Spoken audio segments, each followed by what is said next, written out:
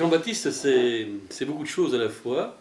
C'est non seulement l'auteur que l'on connaît, c'est aussi le bibliophile, c'est aussi l'essayiste, le journaliste, puisqu'il tient des chroniques. Mais je pense que tout un chacun pensera d'abord qu'il eut une activité éditoriale chez Marabout. Alors on pourrait repartir de là. C'était tout de même une période bénie, peut-être.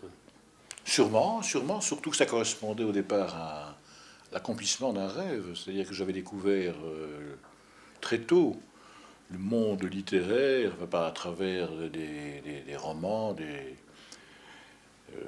Faulkner, par exemple. Faulkner, oui, mais c'était plus tard, c'était à travers l'adolescence, que j'écrivais des poèmes, des choses comme ça. Et très vite, de l'âge de 15-16 ans, je savais, je pensais vraiment que ce qui m'intéressait, c'était le livre en général. Enfin, peu importe où ce fût, que ce soit comme journaliste, que ce soit comme libraire, comme bibliothécaire, enfin, il fallait que je trouve quelque chose autour du livre. Rapport.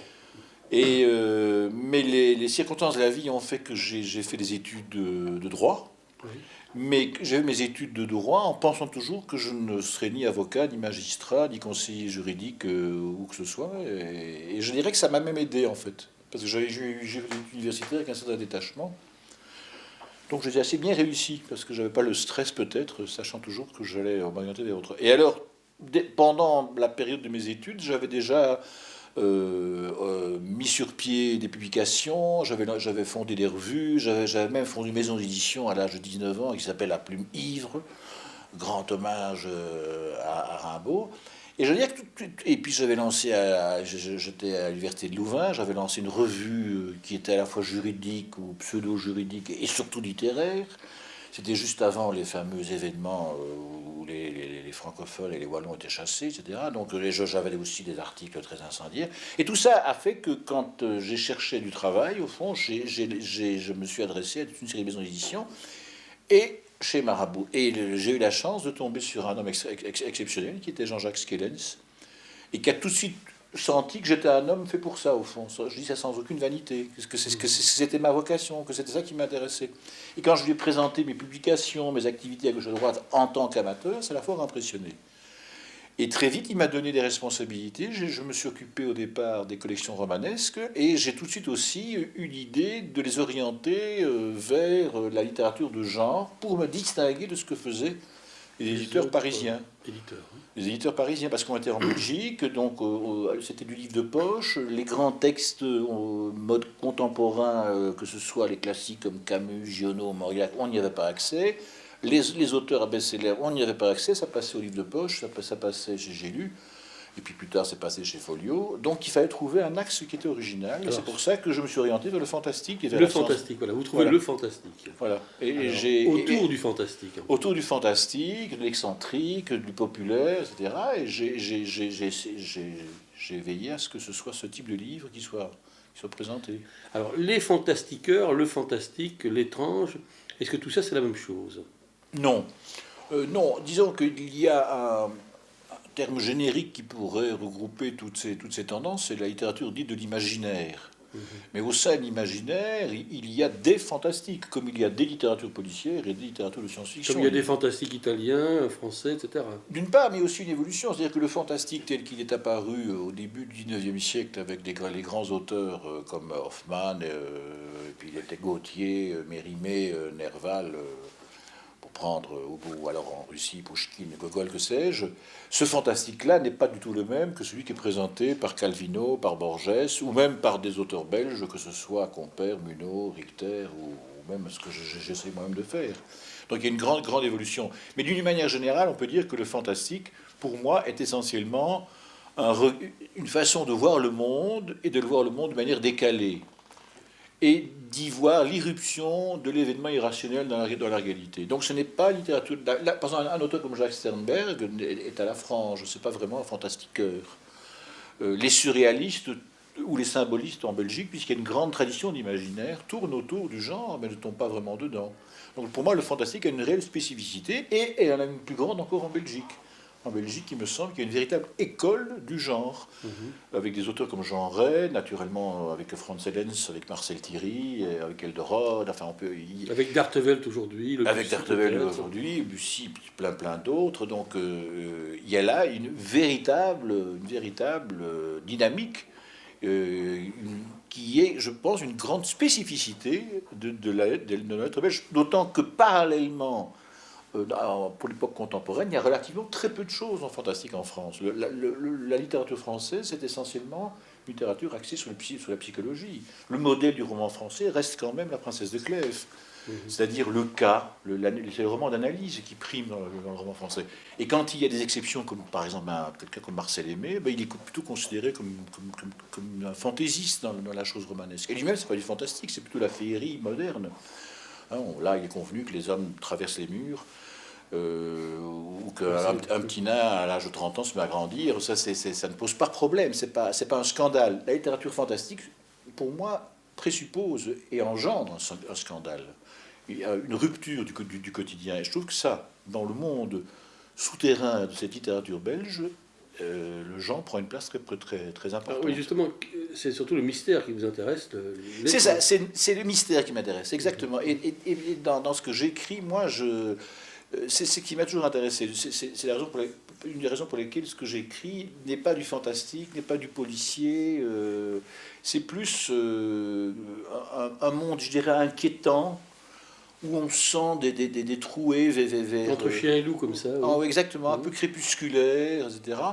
Mais où je suis, oserais-je dire, sans aucune vanité, sachez que vous croyez le bien, que je suis un peu un enfant à la fois de Jean Ray et de Simenon, au fond.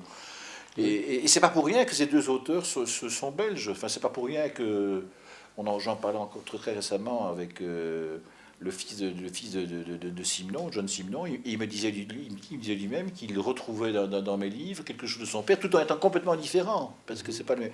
Mais que on voyait chez moi l'importance d'un décor, d'une atmosphère qui ne pouvait être que belge. Alors que moi-même, c'est ça qui est d'autant plus étonnant, je crois, c'est que moi-même, je n'ai pas le poids de l'histoire de la Belgique sur les épaules. Je rappelle que je suis quand même d'origine arménienne. Oui, on parlera d'autres Et orientales. que Hein. donc que mes parents sont arrivés ici avant la Première Guerre mondiale. Donc voilà, je suis un métèque. Et certains me disent qu'au fond, tout en l'étant, j'ai bien endossé cette particularité qui est propre à ce pays, alors que je n'ai justement pas le poids de l'histoire comme l'ont beaucoup d'autres auteurs. Mais restons de l'atmosphère. Personne n'a décrit Bruxelles comme vous le faites, je pense. Aujourd'hui, il ne peut pas y avoir beaucoup de comparaisons où on est vraiment dans le Bruxelles de la place du jeu de balle. Prenons ce roman. Ouais. Hein, on est avant tout de même des personnages qui sont typiquement de chez nous, le vieux Martial, ce vendeur, la fée Viviane avec ses nippes, je sais pas moi, José, Julien, etc. Et puis l'acheteur pigeon, la pièce miracle, en fait. Vous êtes un observateur d'abord. Est-ce que vous déambulez vraiment comme ça sur la Chine du... Tout à fait, tout à fait. Ce qui est sûr, c'est que je n'ai pas choisi, au fond, je dirais, c'est peut-être vaniteux encore une fois de parler comme ça, je n'ai pas choisi Bruxelles. Je dirais, c'est presque Bruxelles qui m'a choisi. Parce que je ne peux pas écrire sur ce que je ne connais pas, sur ce que je ne vois pas, sur ce que je ne sens pas. Comme tout le monde, j'ai effectué des voyages à gauche et à droite. Comme vous, j'étais en Italie, je suis allé aux États-Unis, etc. Je n'ai rien rapporté de ces choses-là. Je n'ai rien rapporté. J'ai besoin de m'imprégner, de me mettre dans un monde pendant un long temps pour le décrire. Et j'ai besoin de ça en même temps. C'est-à-dire que lorsque je raconte mes histoires, je vois mes personnages marcher, évoluer dans des rues, etc. Et j'essaie de me mettre dans leur peau. Et j'essaie aussi de faire en sorte que ce qu'ils voient, ce qu'ils ressentent, soit ce que je ressens moi lorsque je me trouve sous les mêmes lieux. Et c'est une des raisons pour lesquelles tout se passe à Bruxelles, parce que c'est là que je me trouve, c'est là que je vis. Donc et forcément, par exemple, je viens de terminer un roman, il s'est naturellement passé à Bruxelles. Je n'ai pas, voilà, c'est comme ça. Quand j'écris, c'est Bruxelles qui arrive. Parce que mes héros, c'est des flics, c'est des privés à la manque, c'est des chauffeurs de taxi, c'est des buralistes. Désenchanté, oui. Oui, et parce que ces gens-là, au fond, ces gens me préoccupent. Ludo, par exemple. Ludo, c'est ça aussi. Voilà, Ludo, Oui. c'est ça aussi, oui. Oui. Ils sont tous dans l'attente de quelque chose, parce que moi-même, je me pose des questions sur eux. Qu'est-ce qui se passe dans la tête d'un type qui, du matin au soir, vend des cigarettes? Qu'est-ce qu'il fait le soir après? Qu'est-ce qui se fait avec sa femme? C'est votre premier titre, ça, les cigarettes, non? Si j'ai bonne mémoire. Oui, oui, les 9 cigarettes. Ça Oui, n'a jamais été publié. oui. Non, ça n'a jamais été publié. J'avais lu ça quelque Oui. part. Et je suis assez préoccupé. Ils sont dans l'attente de quelque chose qui n'arrive jamais, effectivement. Mhm. D'ailleurs, c'est aussi une des raisons pour lesquelles mes histoires souvent se bouclent. Alors, Et se mordent la queue chez moi, voilà, souvent. vos histoires se bouclent et vos histoires sont, j'allais dire, typiquement orientales. C'est peut-être vos origines, ça. Sûrement. Ça joue qu'on ait envie de raconter l'histoire. Que la littérature, ce soit raconter quelque chose. Ça, c'est ça. Ça me paraît, pour moi, c'est vital. Moi, le roman, ce n'est que ça. Il y a des ouvrages d'histoire, si on veut savoir ce qui s'est passé dans l'entre-deux-guerres, pendant la guerre mondiale. Il y a des ouvrages de psychologie, si on veut. On peut lire Freud, on peut lire McLuhan, on peut lire Heidegger. Il y a plein de bouquins qui prennent en charge nos préoccupations, notre réalité. Il y a des bouquins d'économie, il y a tout ce qu'il faut. Donc le roman, pour moi, ça doit être essentiellement une fable. C'est ce que je veux. Moi c'est ce qui m'intéresse. C'est une parabole, plus exactement. C'est la création de personnages et de situations originales. À travers ça, évidemment, on peut faire passer tout ce qu'on veut. Mais au départ, moi, je veux des histoires. Et donc, j'écris au fond des livres que j'ai envie de lire.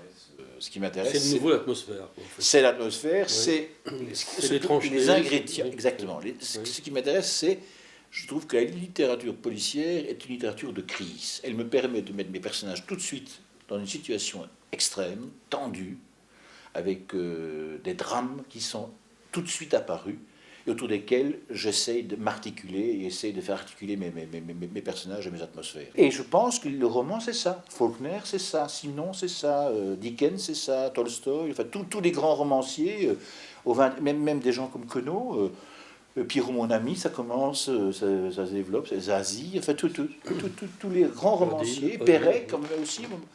Il n'y a pas d'exemple.